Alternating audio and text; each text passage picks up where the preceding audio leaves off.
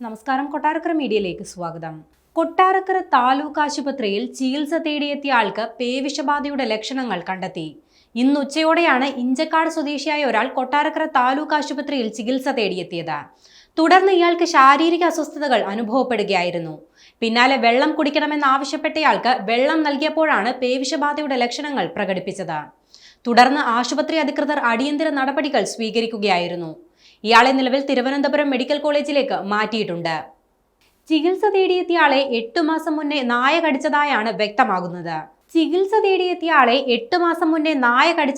വ്യക്തമാകുന്നത്. തുടർന്ന് ഇയാൾ 1 ഡോസ് വാക്സിൻ എടുത്തിരുന്നു. എന്നാൽ തുടർന്നുള്ള വാക്സിനേഷനുകളൊന്നും ഇയാൾ എടുത്തിരുന്നില്ലെന്നാണ് വിവരം. കൊട്ടാരക്കര നഗരത്തിൽ നിലവിൽ തെരുവ് നായകളുടെ ശല്യം അതിരൂക്ഷമായി തുടരുകയാണ്. അലഞ്ഞുതിരിഞ്ഞു നടക്കുന്ന നായകൾ ആക്രമിക്കുന്ന സംഭവങ്ങളും മിക്കപ്പോഴും റിപ്പോർട്ട് ചെയ്യുന്നുണ്ട്.